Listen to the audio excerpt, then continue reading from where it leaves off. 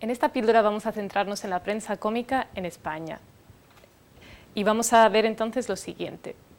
Las primeras publicaciones satíricas de la década de 1840, seguido por las revistas de 1860 y aquellas producidas durante un periodo conocido como el Sexenio Democrático. Y finalmente veremos el éxito de las revistas cómicas a finales de siglo, con especial atención a Madrid Cómico. Y os daréis cuenta de que en estas píldoras dedicadas a la prensa satírica hacemos mayor hincapié en cambios de gobierno o transformaciones políticas. ¿Y por qué es esto?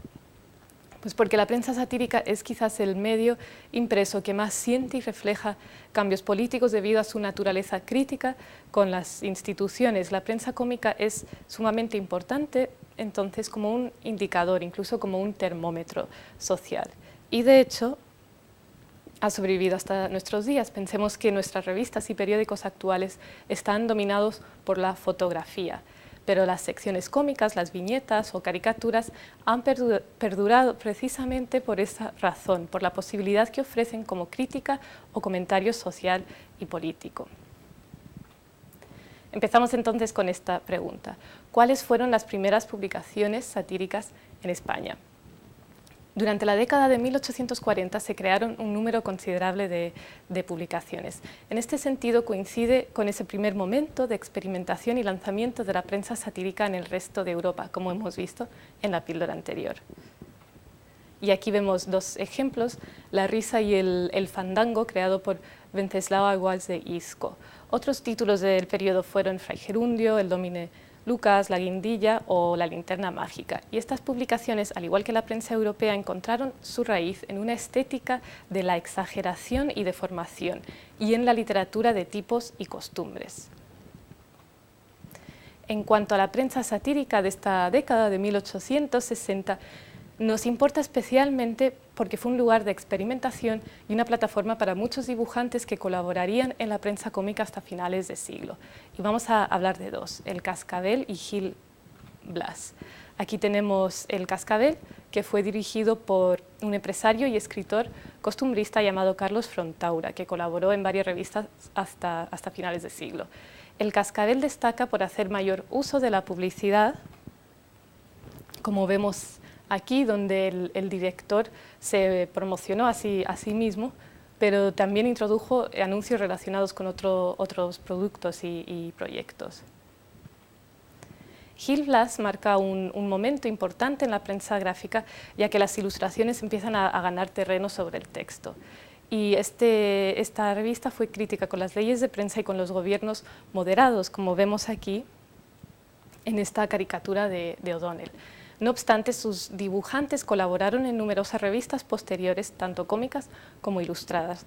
Recordemos que esto también ocurrió en revistas satíricas europeas como Punch. Subrayamos de nuevo esa transversalidad de géneros y formas de ocio. No podemos hacer separaciones rígidas entre, por ejemplo, la prensa cómica y la ilustrada.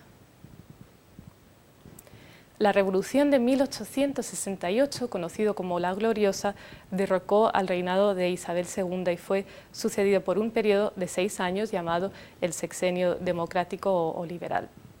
Surgieron varias revistas que comentaban sobre la situación política convulsa de estos años, y aquí tenemos dos ejemplos: uno llamado La Flaca, de carácter liberal y republicano, que publicaba, veis, caricaturas a color, y esta se oponía a la publicación carlista La Gorda.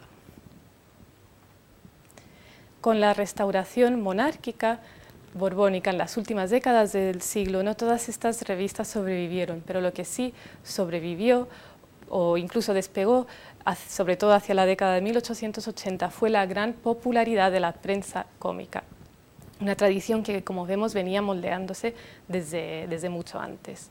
Y para que os hagáis una idea de la cantidad de revistas que surgieron en este periódico, os muestro estos títulos de revistas que se llamaban humorísticas o cómicas, festivas, muchas de ellas de muy corta duración, y esto señala la gran competencia que había entre ellas. Y es ahora cuando se consolida en España, así como en otros países, una industria del humor más estandarizado que resultó ser muy rentable.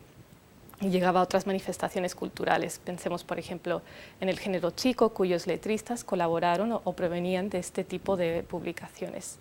Entonces vamos a detenernos en la revista cómica de mayor éxito de este periodo, Madrid Cómico, mientras pasamos las páginas de este número de 1887.